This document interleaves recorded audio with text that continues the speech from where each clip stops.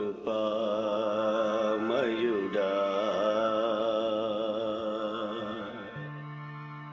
నీలోనా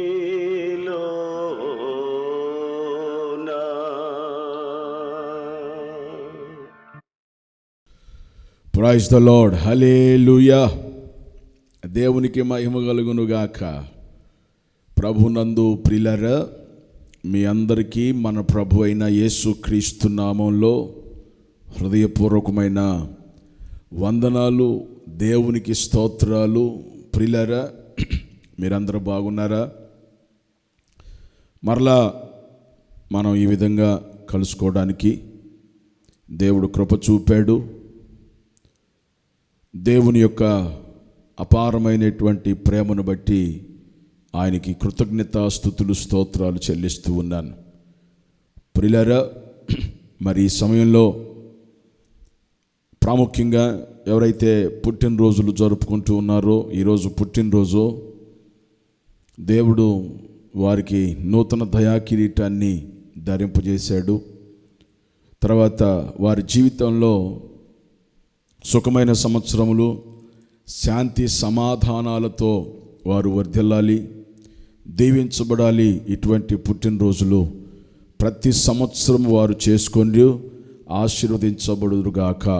ఆమేన్. తర్వాత ఈరోజు వివాహ మహోత్సవాన్ని, పెళ్లి రోజు కార్యక్రమాన్ని జరుపుకుంటున్నటువంటి పెళ్లి రోజు చేసుకుంటున్న బిడ్డలకు హృదయపూర్వకమైన శుభాకాంక్షలు తెలియచేస్తున్నాను. దేవుడు మీ యొక్క దాంపత్య జీవితాన్ని, మీ కుటుంబ జీవితాన్ని ఆశీర్వదించి వర్ధిల్ల చేయనుగాక. ప్రియులారా, మరి ఈ సమయంలో మీరు ఈ ఉదయ కాలమున మరి ప్రార్థన చేశారా? వాక్యాన్ని ధ్యానించారా? మన జీవితంలో అనుదినము ఇది ఒక భాగమై ఉండాలి. వాక్యము, ప్రార్థన. మనం లేచిన వెంటనే దేవునితో మనం మాట్లాడుకోవాలి. దేవుని యొక్క వాక్యము ద్వారా దేవుడు మనతో మాట్లాడతాడు. మనం ప్రార్థన చేస్తున్నాం, దేవునితో మాట్లాడుతున్నాం. ప్రియులారా, దేవుడు మనతో వాక్యము ద్వారా మాట్లాడతాడు. కాబట్టి ఉదయం లెగవగానే మొట్టమొదట దేవునికి మనము సమయం ఇచ్చి ఆయనకి కృతజ్ఞతాస్తుతులు, స్తోత్రాలు చెల్లించాలి. రాత్రంతా దేవుడు తోడుగా ఉన్నాడు. ఎంతోమంది ప్రియులారా, ఈ దినమును చూడక ఈ లోకాన్ని విడిచిపెట్టి వెళ్ళినటువంటి వాళ్ళు ఎంతోమంది ఉన్నారు. రాత్రికి రాత్రే పరిస్థితులు మారిపోతూ ఉన్నాయి. ఆరోగ్య పరిస్థితులు కావచ్చు, ప్రియులారా, మరి ఏ విధమైన పరిస్థితులైనా అప్పటికప్పుడే మారిపోతూ ఉన్నాయి. అయితే ఈరోజు మనం క్షేమంగా ఉన్నామంటే అది దేవుని యొక్క మహాకృప. స్తుతులకు పాత్రుడు, స్తోత్రార్హుడైన యేసుక్రీస్తు నామమున ప్రతి ఒక్కరు కూడా ప్రతిరోజు ఆయనకి ప్రియులారా కృతజ్ఞతాస్తుతులు చెల్లిస్తూ మరి ఆయనతో గడపాలి. ఇది మన జీవితంలో ఇది ఒక అలవాటుగా మనం మార్చుకోగలిగితే ప్రియులారా మీరెంతో ధన్యులవుతారు. ఈ సమయంలో దేవుని యొక్క వాక్యమును కొద్ది నిమిషాలు మనం ధ్యానం చేసుకుందాం. యెహెజ్కేలు గ్రంథము 36వ అధ్యాయం 11వ వచనం. మీ మీద మనుషులను, పశువులను విస్తరింపచేసేదను, అవి విస్తరించి అభివృద్ధి నొందును. పూర్వమున్నట్టు మిమ్మును నివాస స్థలముగా చేసి మునుపుటి కంటే అధికమైన మేలు మీకు కలుగు చేసేదను. అప్పుడు నేను యెహోవానై ఉన్నానని మీరు తెలుసుకొందురు. చిన్న ప్రార్థన చేసుకుందాం. పరిశుద్ధుడా, ఈ సమయంలో మేము ధ్యానించుకోబోతున్న ఈ మాటలను మా హృదయంలో భద్రపరచండి. మా ప్రభువా, నీ దాసుడైన నన్ను మీ శిలువ చాటును మరుగుపరచండి. నీ యొక్క వాక్యము ద్వారా మాట్లాడి ప్రభువా బలపరచమని, ఆశీర్వదించమని ప్రార్థన చేస్తూ ఉన్నాను. ప్రతి ఒక్కరితో మాట్లాడండి. నేనైతే మంటి పెదాలు కలిగిన వాడను, వాక్శక్తి నాకు దయచేయి. మహిమా ఘనత నీకు చెల్లిస్తూ యేసుక్రీస్తు నామములో ప్రార్థిస్తున్నాను తండ్రి. Amen, amen. ప్రియులారా, యెహెజ్కేలు గ్రంథము 36వ అధ్యాయము 11వ వచనంలో మనము ఈరోజు ధ్యానం చేసుకోబోయే అంశం ఏంటంటే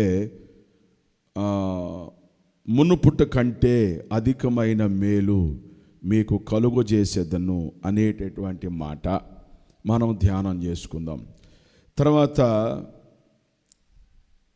9వ వచనంలో కూడా ఒక మాట చూస్తే 8వ వచనం 9వ వచనం, ఇశ్రాయేలు పర్వతములారా, ఇక కొంతకాలమునకు ఇశ్రాయేలీలకు నా జనులు వచ్చెదరు. మీరు చిగురు పెట్టి వారి కొరకు మీ ఫలములు ఫలించుదురు.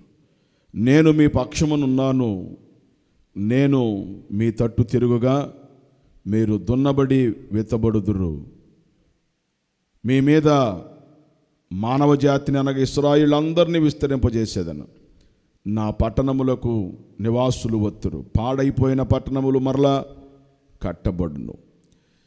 ఈ వాక్య భాగములు మనం చూసినప్పుడు మన ధ్యానంలో మునుపటి కంటే అధికముగా మనల్ని దీవిస్తాను అని దేవుని యొక్క వాక్యములో వ్రాయబడింది. మునుపటి కంటే దీవించబడటానికి ఒక కారణం ఉంది. దేవుడు తన యొక్క మాట మనకు తెలియచేస్తూ ఉన్నాడు.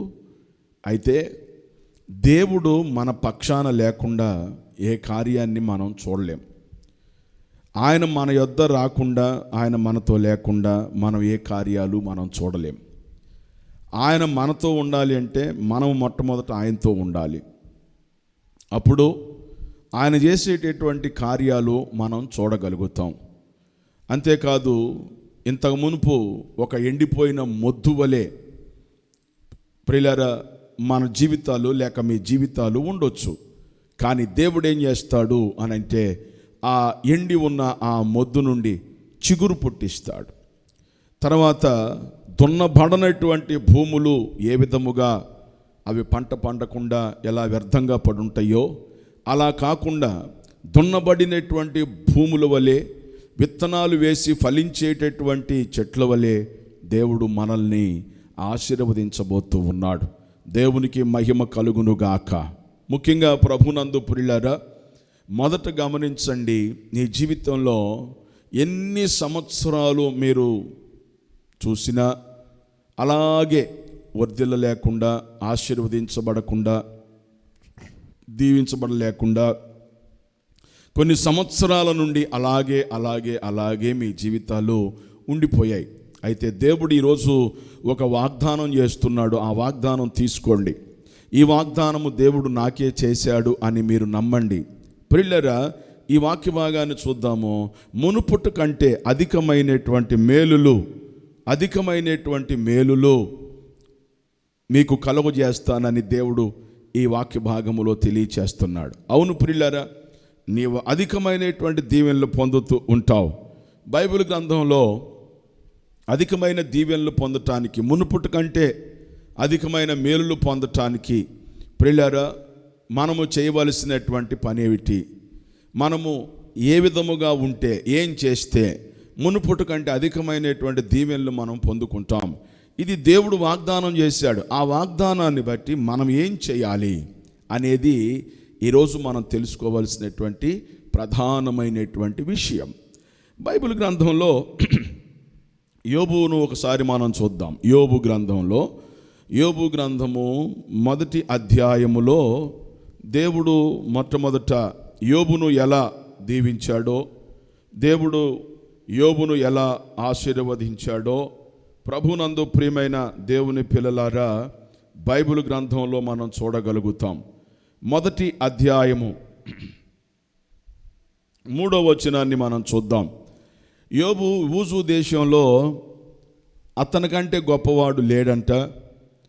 అతను వంటి వాడు అసలు ఆ దేశంలోనే, ఆ ప్రాంతంలోనే లేడు. ఎందుకంటే ఆశీర్వదించబడే విషయం కానీ, ఆశీర్వదించబడిన విషయాలు కానీ, తర్వాత దేవుని ఎడల అతను కలిగి ఉన్నటువంటి యథార్థమైనటువంటి జీవితం కానీ, భక్తి జీవితం కానీ, న్యాయంగా ప్రవర్తించటం కానీ, చెడుతనాన్ని అసహించుకునే విషయంలో కానీ అతని వంటి వాడు లేడని చెప్పి దేవుడే సాక్ష్యం చెప్తాడు. ఎవరితో చెప్తాడు?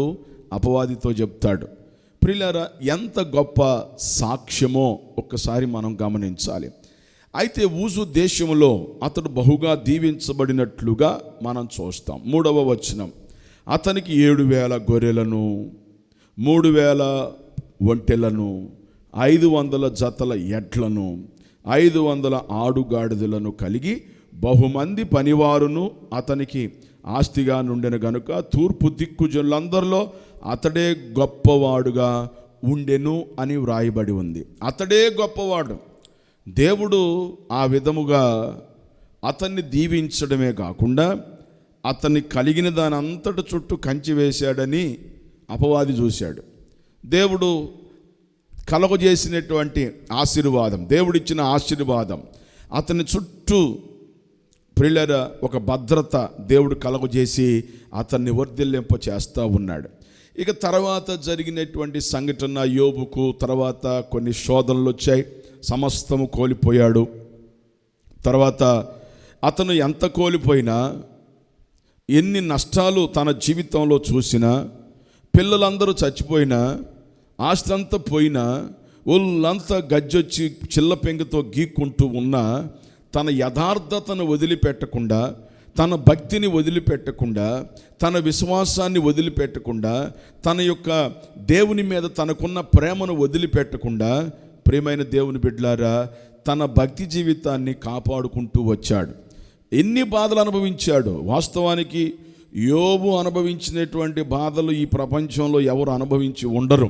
ఎందుకంటే ప్రియులారా, మొదట అంత గొప్పవాడుగా ఉన్నటువంటి వ్యక్తి, తర్వాత అపవాది ఆ వ్యక్తిని చాలా గందరగోళంలో తీసుకొని వచ్చింది.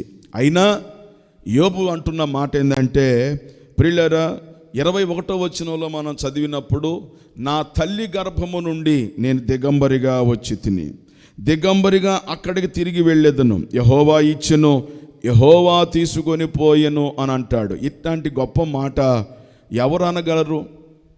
నిజంగా దేవుణ్ణి గుండెల నిండా, దేవుణ్ణి హృదయములో అంగీకరించినటువంటి వారు, నిజముగా ఆయనని ప్రేమించినటువంటి వారు మాత్రమే ఆ మాట చెప్పగలరు.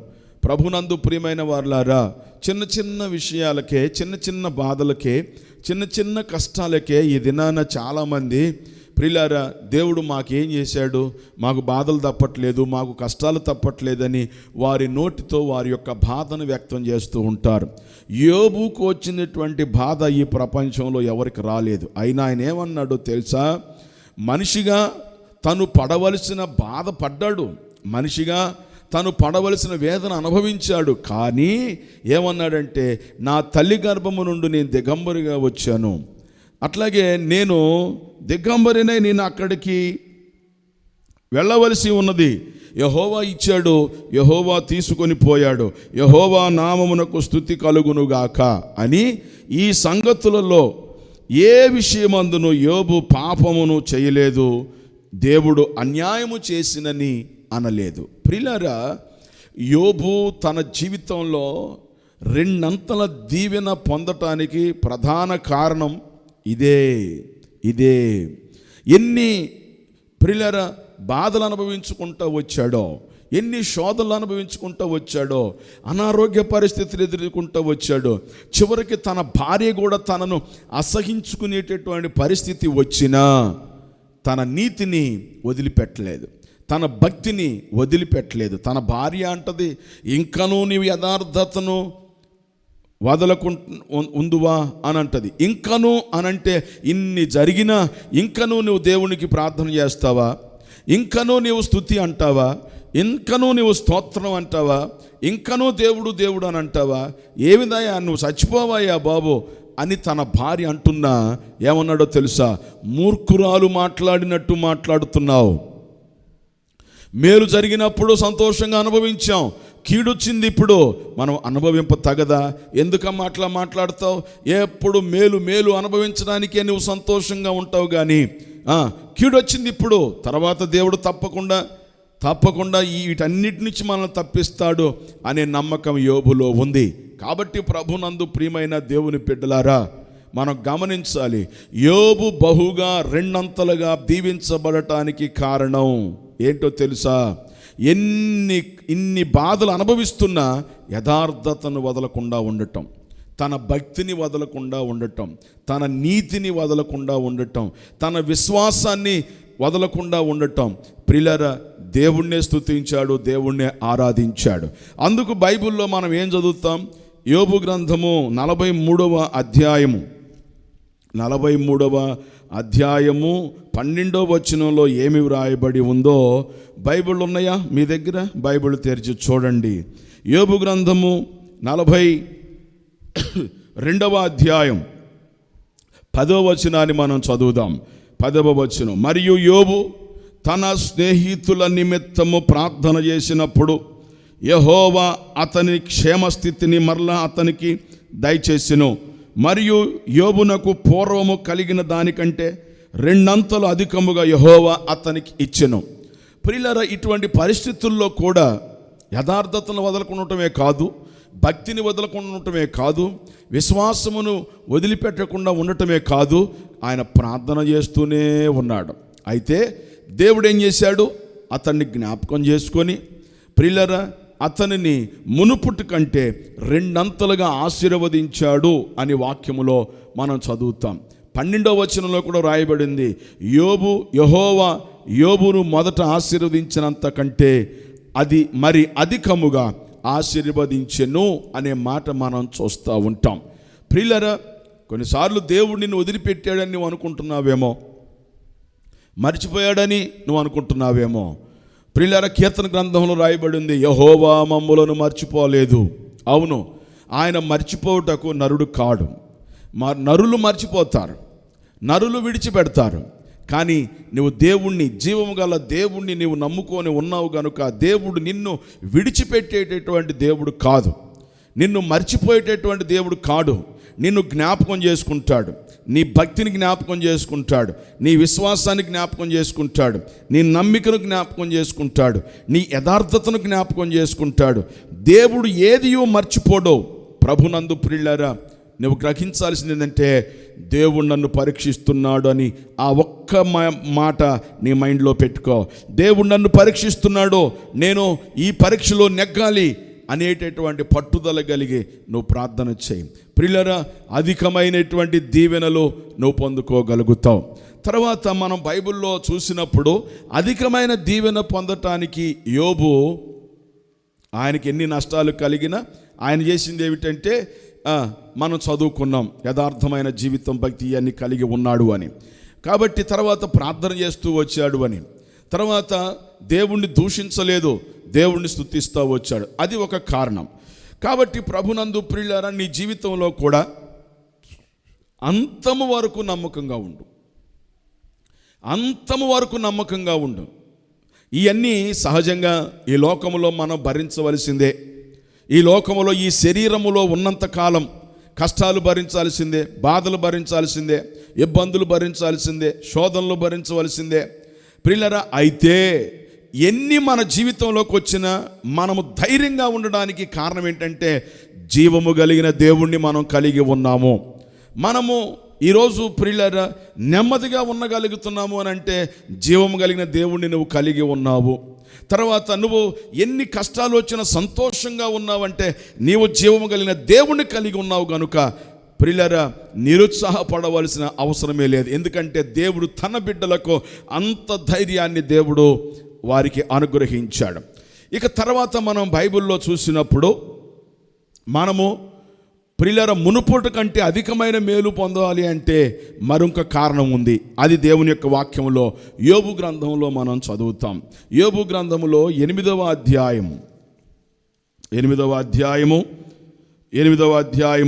6వ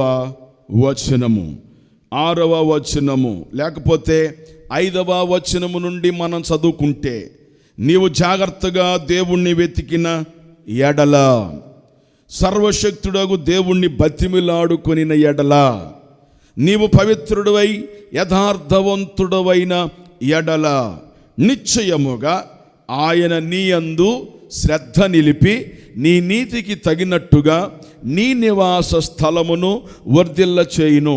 అప్పుడు నీ స్థితి మొదట కొద్దిగా ఉండినను తుదకు నీవు మహా అభివృద్ధి పొందుదువు. దేవునికి స్తోత్రం కలుగునుగాక. ఆమేన్, హల్లెలూయా. ఈ వాక్యాన్ని మనం గమనించాలి. ప్రియమైన దేవుని బిడ్డలారా, మునుపుట కంటే అధికమైన మేలులు, తుదకు నీవు మహా అభివృద్ధి పొందుతావు. మొదట నీ స్థితి కొద్దిగా ఉంది, కానీ ఇప్పుడు దేవుడు దాన్ని అధికం చేయబోతున్నాడు. ఎప్పుడు అని అంటే ఈ వాక్యంలో వ్రాయబడింది 5వ వచనంలో. మొట్టమొదట జాగ్రత్తగా దేవుణ్ణి వెతకాలి. అడుగుడి మీకు ఇవ్వబడును, వెదకుడి మీకు దొరుకును.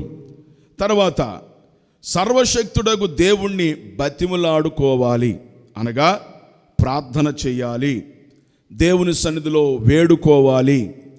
గమనించాలి, జాగ్రత్తగా వెతకాలి. ప్రభునందు ప్రియులారా, వెతికితే ఖచ్చితంగా ఆయన దొరుకుతాడు. దేవునికి మహిమ కలుగునుగాక. వెతికితే ఆయన ఖచ్చితంగా నిన్ను కలుసుకుంటాడు. నీ ప్రార్థనలో ఆయన్ని వెతకాలి. బైబిల్ గ్రంథంలో మరి వెతికే విషయము మనం ఒక్కసారి గమనిస్తే, ప్రియులారా, దేవుణ్ణి కలుసుకోవాలి అనేటటువంటి ఒక ఆశ మనకి ఉండాలి. ఉదాహరణకి మగ్దలేని మరియా యేసు ప్రభు నీ సమాధిలో పెట్టిన తర్వాత మగ్దలేని మరియా అక్కడికి వచ్చింది. కొంతమంది స్త్రీలు అక్కడికి వచ్చారు. సమాధిలో యేసు ప్రభు వారు లేకపోవటం చేత మిగతా ఆమెతో పాటు వచ్చిన స్త్రీలందరూ వెళ్ళిపోయారు. మగ్దలేని మరియా అక్కడే ఉంది. ఆయనని ఎవరో తీసుకొని వెళ్ళిపోయారు. నా ప్రభు యొక్క దేహము నాకు దొరకకుండా చేశారు, వీరేమి మనుషులు అని ప్రియులారా బాధపడుతూ అక్కడే ఉంది. ఏడుస్తూ ఉంది. నా ప్రభు నాకు కావాలి, నా ప్రభు నాకు కావాలి. ఇదే బాధ, ఇదే వేదన ఆమె హృదయంలో ఉంది. ప్రియులారా, అక్కడి నుంచి ఆమె వెళ్ళిపోలేదు. అయితే యేసు ప్రభు వారు అక్కడ ప్రత్యక్షమై మగ్దలేన మరియకు కనపడ్డాడు. ఆమెకు యేసు ప్రభు వారు దొరికాడు, అనగా యేసు ప్రభు ఆమెకు ప్రియులారా ప్రత్యక్షమయ్యాడు. యేసు ప్రభుని ఆమె కలుసుకుంది. వెతికితే ఖచ్చితంగా, ప్రార్థనలో వెతికితే ఖచ్చితంగా ఆయన మనకి దొరుకుతాడు. తర్వాత ప్రియులారా, సర్వశక్తి గల దేవుణ్ణి బతిమలాడుకోవాలి, దేవుని సన్నిధిలో ప్రార్థన చేయాలి. తర్వాత ప్రాముఖ్యమైన ఇంకో విషయం ఏంది ప్రియులారా, పవిత్రమైన వాడిగా ఉండాలి, యథార్థవంతులుగా ఉండాలి. అప్పుడు ఆయన మన మీద నిశ్చయముగా, అనగా ఖచ్చితంగా నీ మీద శ్రద్ధ నిలుపుతాడు. ఎప్పుడు? నువ్వు ఆయన్ని వెతికినప్పుడు, ఆయన సన్నిధిలో ప్రార్థన చేసినప్పుడు, తర్వాత నీవు పవిత్రుడివై యథార్థవంతుడివైనప్పుడు, ప్రియమైన దేవుని పిల్లలారా, అప్పుడు దేవుడు నీపైన శ్రద్ధ నిలిపి నీ నివాసానికి తగినట్టుగా నిన్ను వర్ధిల్ల చేస్తాడు. కాబట్టి దేవుని శ్రద్ధ మన మీద ఉండాలి అనంటే, దేవుని యొక్క ప్రభునందు ప్రియులారా శ్రద్ధ మన మీద ఉండాలి అంటే, మనము వర్ధిల్లాలి అనంటే, మొదట మన స్థితి కొద్దిగా ఉండి తర్వాత నీవు అధికమైన మేలులు పొందాలి అనంటే, నీవు దేవుణ్ణి వెతకాలి, యథార్థవంతులుగా ఉండాలి, పవిత్రమైనటువంటి వారుగా ఉండాలి, ప్రభునందు ప్రియులారా ప్రార్థన చేయాలి. అప్పుడు ఆయన నీ మీద శ్రద్ధ నిలుపుతాడు. కాబట్టి మొదట నీ స్థితి కొద్దిగా ఉన్నా తుదకు మహా అభివృద్ధి పొందుతావు. 7వ వచనం చదువుతాము, అప్పుడు నీ స్థితి కొద్దిగా ఉండి నన్ను తుదకు నీవు మహా అభివృద్ధి పొందుతావని వ్రాయబడి ఉంది. ఈ సమయంలో దేవుని వాక్యాన్ని వింటున్న నా ప్రియమైన సహోదరి సహోదరులారా వినండి. నీ స్థితిని దేవుడు మార్చబోతున్నాడు. నీ యొక్క పరిస్థితులను దేవుడు మార్చేస్తాడు. నీ యొక్క స్థితిగతులను దేవుడు మార్చివేస్తాడు. నీవు ఎప్పుడు నేను ఇలాగే ఉండాలా, నా జీవితం ఇంతేనా, నా బ్రతుకు ఇంతేనా, నువ్వు ఎప్పుడు ఇలాగే అనుకుంటూ నీ జీవితాన్ని గడపడొద్దు. నీ జీవితాన్ని దేవుడు మార్చబోతున్నాడు. నీ స్థితిని దేవుడు మార్చబోతున్నాడు. నీ ఆర్థిక పరిస్థితిని దేవుడు మార్చబోతున్నాడు. నీ కుటుంబంలో గొప్ప కార్యాలు దేవుడు చేయబోతున్నాడు. నీవు మునుపు ఉన్నట్టుగా ఉండవు. ఎప్పుడు? ఇదిగో దేవుడు చెప్పినట్టు తన వాక్యము ద్వారా నీతో మాట్లాడుతున్నాడు. ఆ మాటలను బట్టి నువ్వు నడుస్తున్నప్పుడు నీ జీవితంలో గొప్ప మార్పును చూడగలుగుతావు. కాబట్టి ప్రియులారా, యెహెజ్కేలు గ్రంథం 36వ అధ్యాయము 11వ వచనంలో మనం చదువుతున్నాము, నీవు మునుపటి కంటే అధికమైనటువంటి మేలులు నువ్వు ఖచ్చితంగా పొందుతావు. ఇంతకు ముందులాగా ఉండవు. నీ స్థితిగతులన్నీ మార్చేస్తాడు దేవుడు. కాబట్టి ధైర్యంగా ఉండు. ఎప్పుడు అనారోగ్యంగా ఉన్నావా? ఇక నుంచి నీకు అనారోగ్యం లేకుండా పరిపూర్ణ ఆరోగ్యంతో దేవుడు నిన్ను నింపేస్తున్నాడు. ప్రియులారా, ఆర్థికమైన ఇబ్బందులతో ఇప్పుడు దాకా బాధపడుతూ వచ్చావు. ఇప్పుడు అవి లేకుండా దేవుడు నిన్ను దీవించబోతున్నాడు. నీ ఆలోచనలు, నీ తలంపులు దేవుడు ఎరిగి ఉన్నాడు. కాబట్టి నీవిక భయపడవలసిన అవసరంలా. వాగ్దానం చేసిన దేవుడు నమ్మదగినటువంటి వాడు. ఇక నుండి నీ జీవితంలో నువ్వు నీ ఆలోచనలో పెట్టుకోవలసింది ఏమిటో తెలుసా? దేవుడు మునుపటి కంటే అధికమైన మేలులు నా జీవితంలో చేయబోతున్నాడు. ఇదే నీ మనసులో ఉండాలి. పాత మనసును తొలగించుకోవాలి. దేవుని యొక్క వాక్యము నీ గుండెల్లో, నీ హృదయంలో ఉండాలి. నీ జీవితంలో గొప్ప మార్పులు, గొప్ప కార్యాలు నువ్వు చూడబోతూ ఉన్నావు. కాబట్టి ప్రభునందు ప్రియమైన వాళ్ళారా, దేవుడు తన మాటను బట్టి ఖచ్చితంగా ఆ మాట నెరవేర్చేటటువంటి వాడు. ఇప్పుడున్న నీ పరిస్థితిని చూడొద్దు. దేవుడు నీకు ఏ మేలు చేయబోతున్నాడో, దేవుడు నిన్ను ఎలా దీవించాలని నువ్వు కోరుకుంటున్నావో దాని వైపు చూడు. దాన్నే నీవు ధ్యానం చేయి, ప్రార్థన చేయి. ప్రియులారా, అధికమైన మేలులు, అధికమైన ఆశీర్వాదాలు నీ జీవితంలో నువ్వు పొందబోతున్నావు. నమ్ముతున్నావా? అయితే కళ్ళు మూసుకో, ప్రార్థన చేస్తాం. కళ్ళు మూయండి, ప్రార్థన చేసుకుందాం. మహాపరిశుద్ధుడా, ప్రేమాస్వరూపుడు అయిన మా దేవుడా, మీకు స్తోత్రాలు, వందనాలు నాయనా. ఈ సమయంలో, ఈ అనుదినము యేసయ్య కృప అనే ఈ యొక్క ప్రత్యేక ప్రార్థనా సమయాన్ని మేము కలిగి ఉండటానికి మీరు కృప చూపినందుకు వందనాలు తండ్రి. ఈ యొక్క ప్రార్థనలో పాల్గొన్న ప్రతి బిడ్డను మీరు ఆశీర్వదించు, ప్రతి బిడ్డను దీవించు నాయన. నీ కృపలో నీ పిల్లలు వర్ధిల్లుదురుగాక. నీ కృపలో అధికమైన మేలులు పొందుకొని ఆశీర్వదింపబడుదురుగాక. తండ్రి, మీ కృప చూపండి. దిగులుతో, బాధతో, కన్నీళ్లతో ఉన్నవారు ఉన్నారు. వారి కన్నీటిని తుడువు నాయన. వారికి ఉన్న బాధలు తొలగించు నాయన. అధికమైన నీ కృపలు పొందుకొని, అధికమైన నీ మేలులు పొందుకొని వర్ధిల్లుచు ఆశీర్వాదకరంగా ఉండటానికి మీ కృప దయచేయమని ప్రార్థన చేస్తున్నాను తండ్రి. కనికరించండి. నీ కృపను కోరుతూ యేసు క్రీస్తు నామములో ప్రార్థిస్తున్నాను తండ్రి. ఆమేన్, ఆమేన్.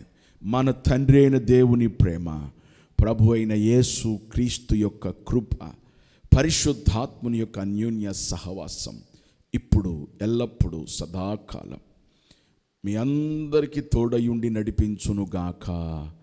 ఆమేన్, ఆమేన్. ప్రియులారా, మీ అందరికీ వందనాలు. మీ ప్రార్థన అవసరతలు ఏవైనా ఉంటే మాకు తెలియచేయండి. తప్పక మీ కొరకు మేము ప్రార్థన చేస్తాం. దేవుడు మిమ్మల్ని దీవించునుగాక. ఆమేన్.